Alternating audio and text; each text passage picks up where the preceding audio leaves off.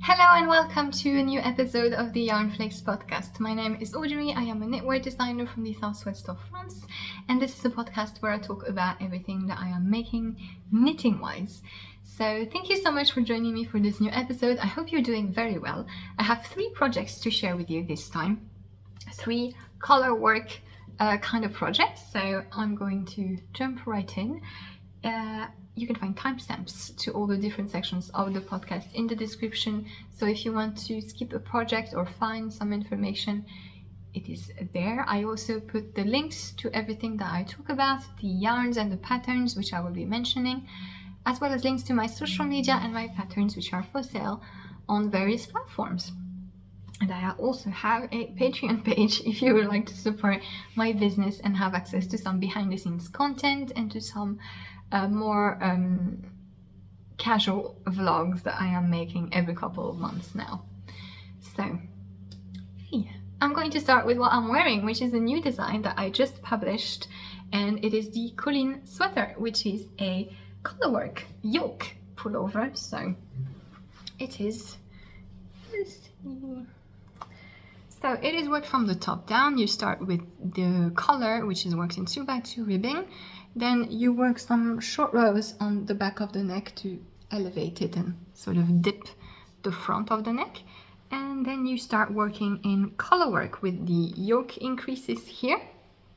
And once you have reached the armhole depth that is indicated in the pattern, or the one that you want, you can split for the sleeves and the body, and then you can work the body straight.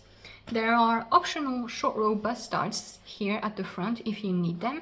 If you have a larger breasts, you can have this. This prevents the sweater from riding up at the front, and it also allows you to have the correct size, especially if you would like to wear it with quite fitted, like I am. The bust starts allow you to do this without having something that's too big elsewhere. And yeah, you finish with a 2x2 ribbed hem again, and then you can resume the sleeve, which are worked in the round straight with no decreases, so that it's a bit more mindless with the color work. And then you finish with long ribbed cuff. So obviously every length is customizable. The body, the sleeves, you can make shorter ribbing if you know, whatever you want. And you can also make more or less color work. So the yoke increases stop here with this design here. So once you've reached this, you can stop the color work and make the rest of the sweater just in your background color in plain stockinette. Or you can continue a little bit until you split for the body and sleeve.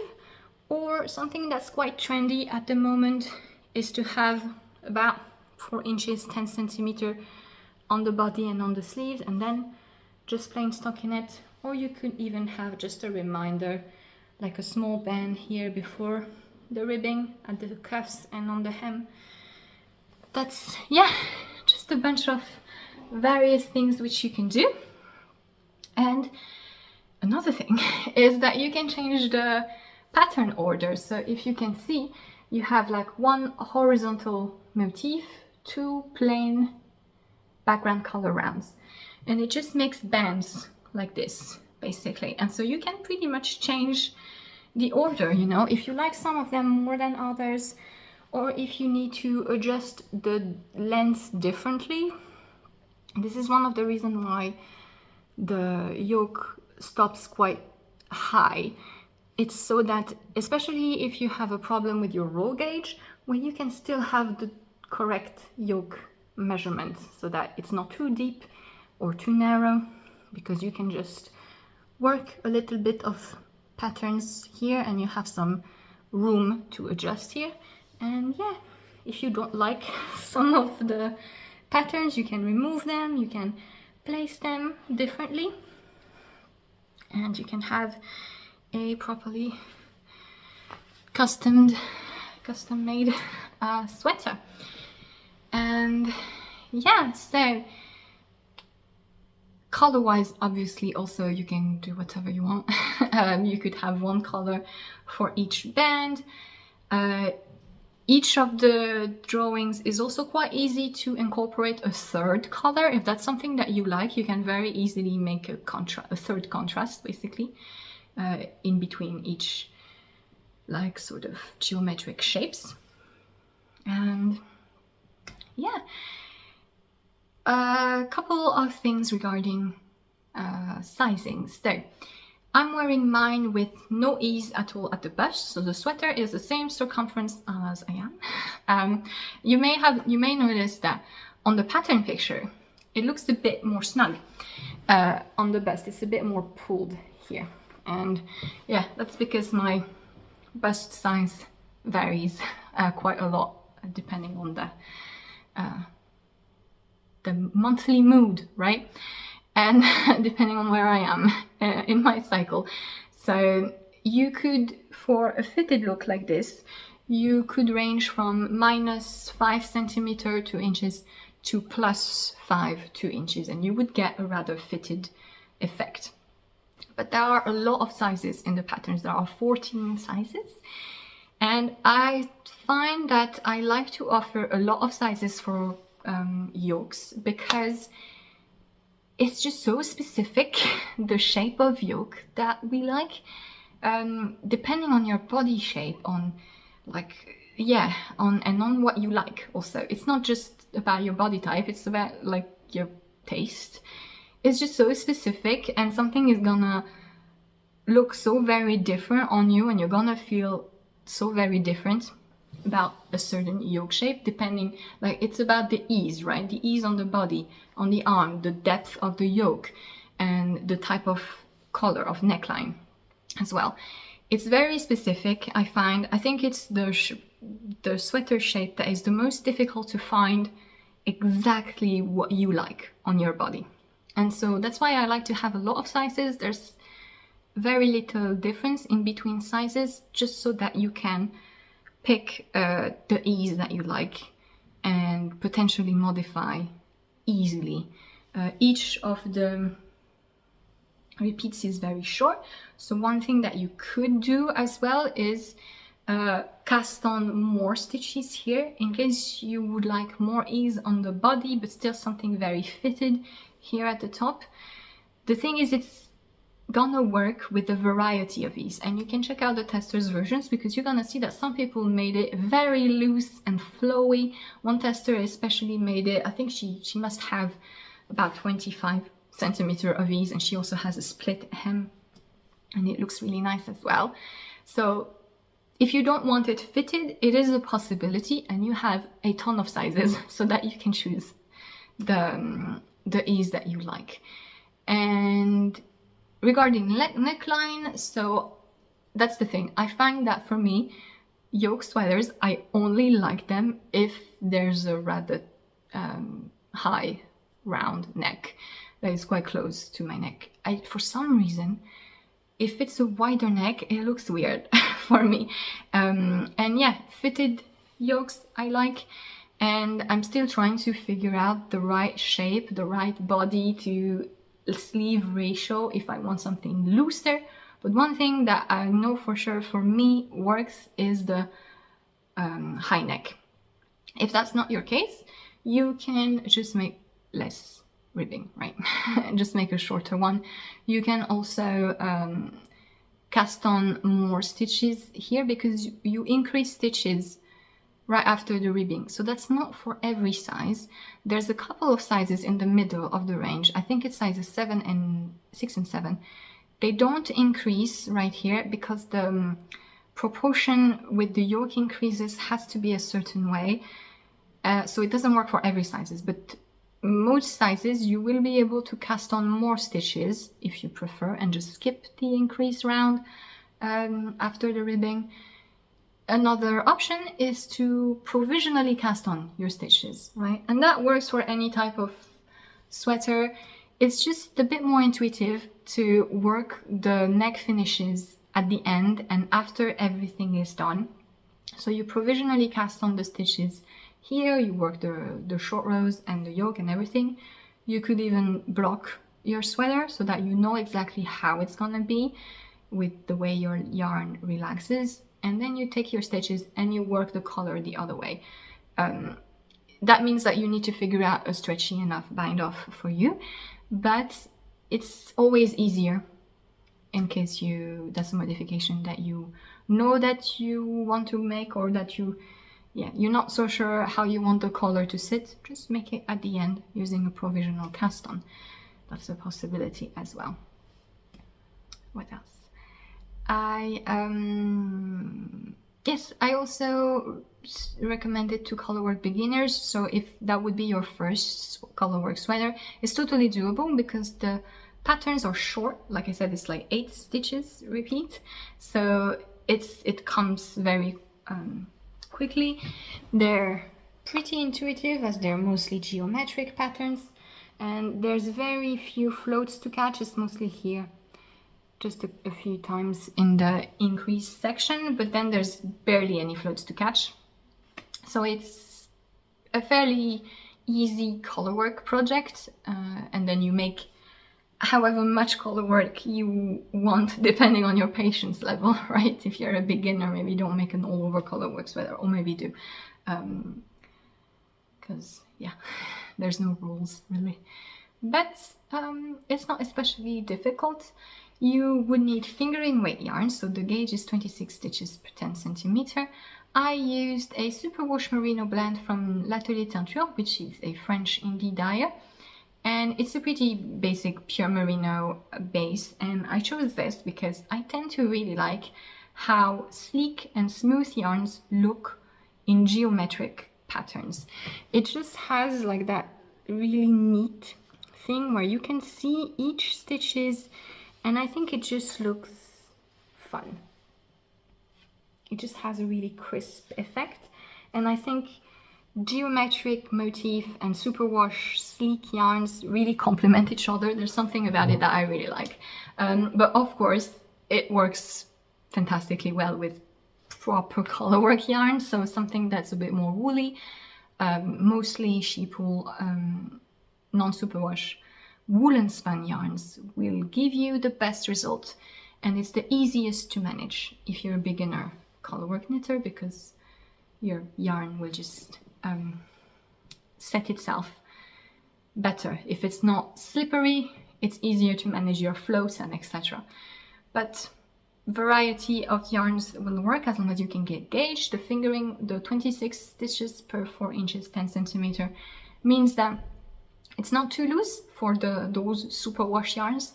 So yeah, that is what I used. The colors that I use are Vert Impérial and Bleu Glacier, so Imperial Green and Ice Blue. It looks very blue, the green looks very blue on camera, but it is green in real life.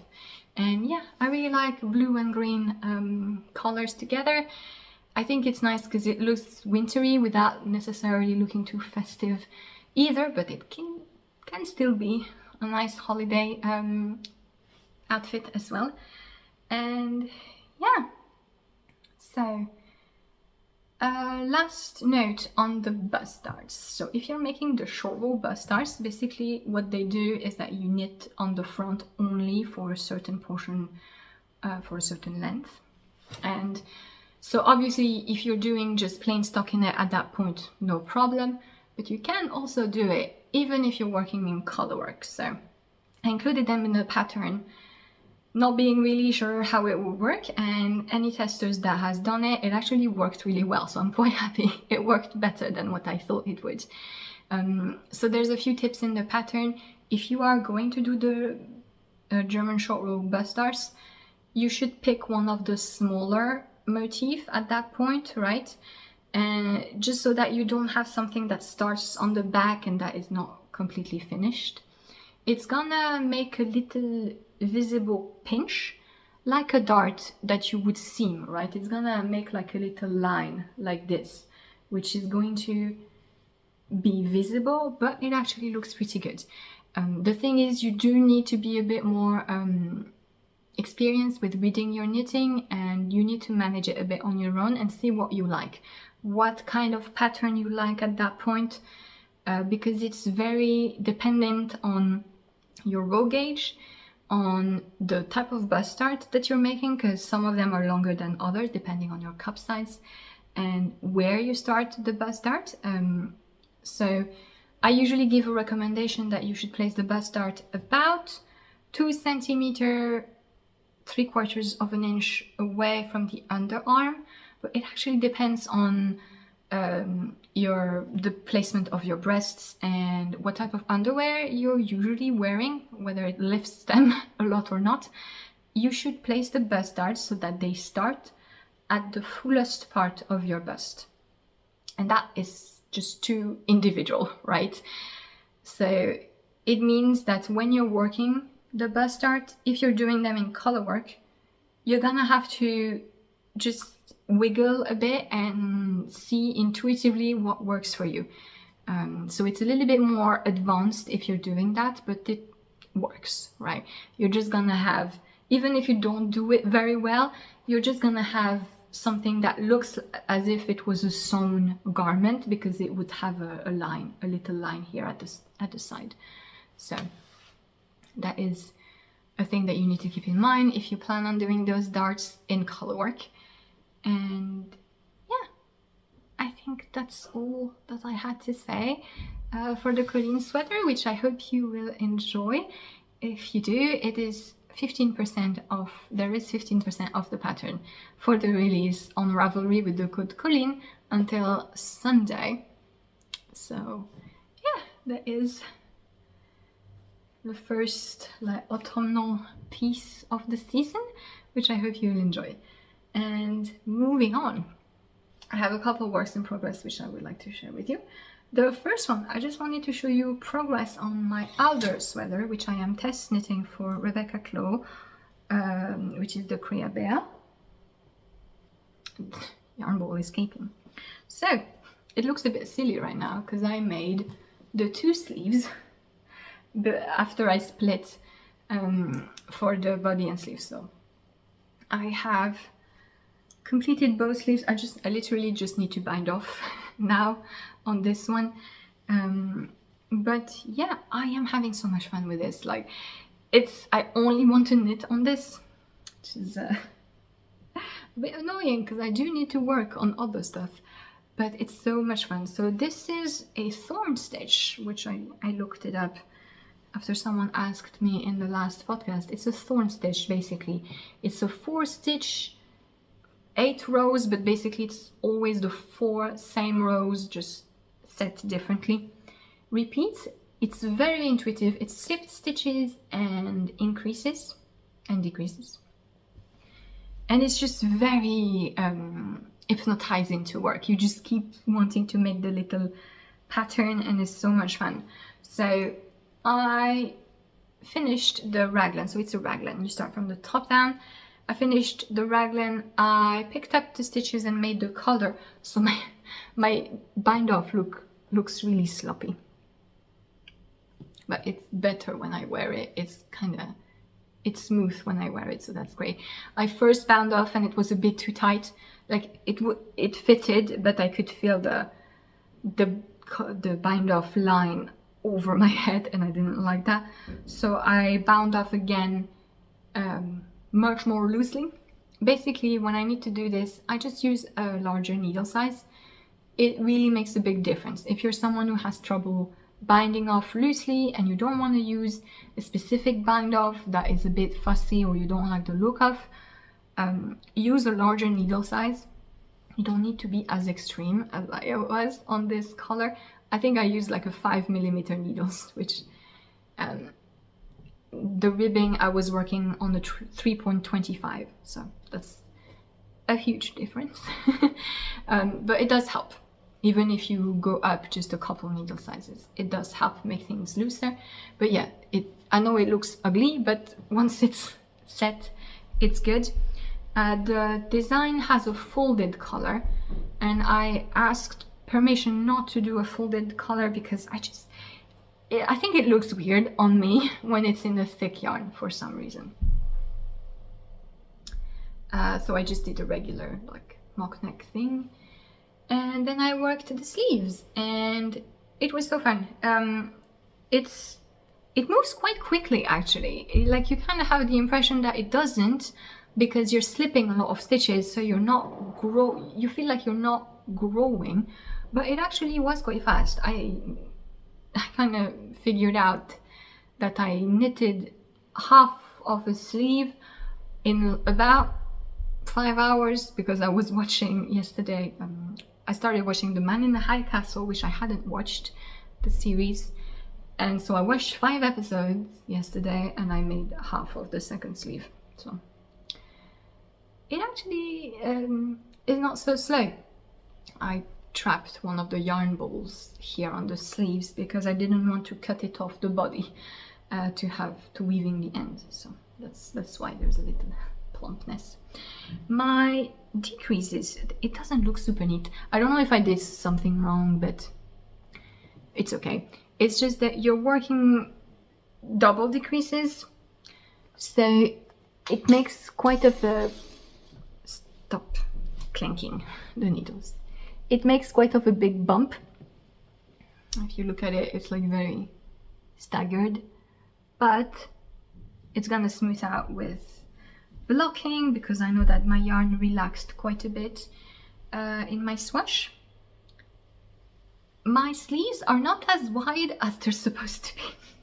I think that I think it's a combination of my gauge maybe a bit tighter on the small circulars as I'm knitting, which is the thing that I've noticed. But if I compare my swatch pre-blocking and post-blocking, it's gonna be the same effect.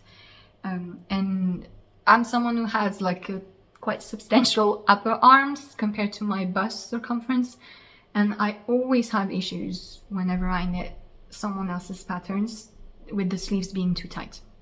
You may notice if you've knitted some of my sweaters that you might have the opposite issue of my sleeves being too wide if you're someone who has smaller arms.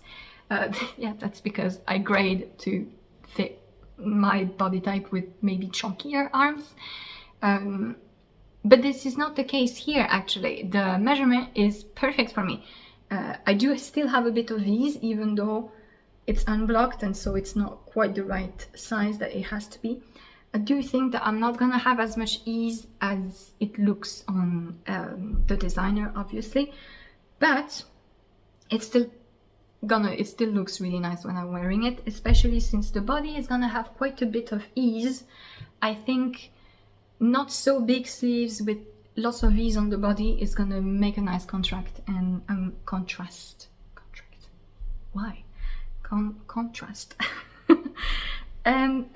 so I'm really happy with how this is fitting right now. I can't wait to work a bit on the body, and I think I will be on time. I'm not overly panicked because I am going to Yarn Festival this weekend and I have lots of waiting time between train stations, and so between trains in train stations. And I think I will take this with me because I don't need to look at the pattern anymore. It's just very easy to read my knitting. So even though it's 2 colors, I think I will be okay and it's manageable to travel with it. But yeah, I am really happy with this project. I am using Sandnes Garn's Double Sunday, which is very smooth merino non-superwash yarn, but like a very round and plump, and it's really nice. It's making quite a thick fabric, especially with, if you look at the wrong side, it's slip stitches basically, so it's like double layer, or not quite double layer, but I think I've read someone who made the experiment of exactly how much thicker was Colourwork, so with something with floats behind, and it's not double layer. I think it amounted to about a third. Basically, it makes the fabric about a third thicker if you have floats running on the back. But because this is a decay weight, it's quite plump, and so it's gonna be a rather warm sweater for me here in the south of France. So I'm definitely not gonna be wearing long sleeves under it, so the fit is gonna be just right. And yeah, I have no idea exactly how I'm going to style this. I think it will look really cool just with jeans I'm gonna make it quite cropped because that's just how my body type works. I'm considering wearing it over dresses as well, but I don't think I have a dress in an appropriate color. I just realized that I do not have a black dress, which is a bit stupid, right? But maybe a cream dress, I don't know. I just don't think it's a dress kind of sweater. I'll see. But it's actually might look quite nice with these pants as well. Yeah, not bad. But yeah, I can't wait to work a bit more on this. It's really lots of fun. And oh yeah, what I wanted to say about the yarn is, so the yarn I'm using is quite plump and smooth, but the original sample from the designer is made in Sander Yarn Co. So like, where do they come from? Why are they so popular at the moment, this brand? I don't think it's accessible in Europe right now. I haven't seen any retailers. But yeah, it seems like this brand is quite hyped in North America at the moment. And the base that Rebecca Chloe used is the BFL Masson blend, which a lot of French indie dyers or French-speaking indie dyers have. And it's a blend I really like because it's woolly. It blooms, but it's so light. So the feeling must be very different between my yarn, which is quite sleek and round and dense. Basically, that's the thing. I'm having something with a crisp definition and a dense fabric. And I'm very happy with that choice because I like how neat this looks. Again, sleek yarns with geometric stuff. It just kind of works for me. But yeah, I'm sure that if you're someone who would like something that feels a bit lighter, those type of blends, like the more BFL Masson, BFL Gotland as well, which is a thing, it's just so light and nice to wear. It must feel very different. So it's just depending on what you're looking for. Well, I'm really loving this right now. And yeah, the pattern should be released early October, I think. That's the goal. I have one last work in progress which I wanted to share with you, and it's the new sock design that's on my needles. So I know that I said that the Ersa socks, which I published in early September, I know I said it was the last sock design of the year. Well, I lied. I changed my mind. I was preparing the Mystery Knit Along, the Dédale Mystery Knit Along, which is currently running. And one of the Colourwork charts, which is at the end of the cowl, there are additional patterns to make it longer, blah, blah, blah. Anyway, I was preparing a Colourwork chart for this. And one of the design, I started having fun with it and modifying it and expanding it. And I just thought it would look really cool in a sock. So I decided to actually make it into a design, and this is what it is. So it's not showing really nicely. There's something weird with the light here, but yeah, this is the design. So the color work is going to be only on the leg, the rest is going to be in plain stockinette, and this is how it looks on the side. I'm really happy because I managed to, yeah, the problem is that there's too much light. Look, it's so much better when I do this. I'm really happy that I managed to make the pattern work on the side for a variety of stitch counts, so that there's gonna be a few different sizes, and it's not gonna look exactly the same here, but it works. I managed to replace the drawings properly. But yeah, this is what it looks like. And so I cut my yarn because I'm gonna work the second sock, the color work on the second sock, so this way I only have a stockinette heel and foot to work on again at the yarn festival. But yeah, so I made a twisted rib, and this is just a fun little geometric pattern which I thought was really nice. I'm working magic loop because For some reason, I find now that I'm knitting my colorwork a bit differently than before, and I need a 2.75 millimeter needles for the colorwork on the leg, and I don't have 2.75 mini circulars, so I have to magic loop. And as you can see, I do have a bit of a fold here, and I just wanted to show it to you because, you know, if you have that line here when you're magic looping, if it's little like this, it's gonna smoothen out. It's gonna smooth itself out when you wash the sock, when you wear it, and if you block them, when you wear it, it disappears. If you don't want, if you can't manage your tension quite well enough when you're doing magic loop in colorwork, a few tips is first catch your floats before you do the magic loops thing, so that you don't have a long thread running in the section where your cable is, because that usually makes it more difficult to manage your tension. You can also change the place where you do your magic loop, so you move your cable around, and so you're basically moving the transition elsewhere. I personally hate doing this because I'm very lazy, and also, like, I look at my colorwork chart and I know that I make one repeat here and then one repeat here, and so if I move the side point, it messes with my brain. It makes it harder for me to keep track of. So I don't do this, but that's a thing that you can try. And yeah, let me show you my floats. You do need to catch floats a little bit for this design. There you go. I am someone who doesn't catch floats often because I've realized that this is what works best for me. For some people, catching floats, like even the, how is it called? When you twist your yarn at every stitch. For some people this is great because it gives them back some stretch and it makes everything very smooth. For me, catching floats actually is a problem and my tension is much better the least amount of times I do. You understand what I'm trying to say? Basically, so I don't tend to catch my floats a lot. And for me, this makes my colorwork look better.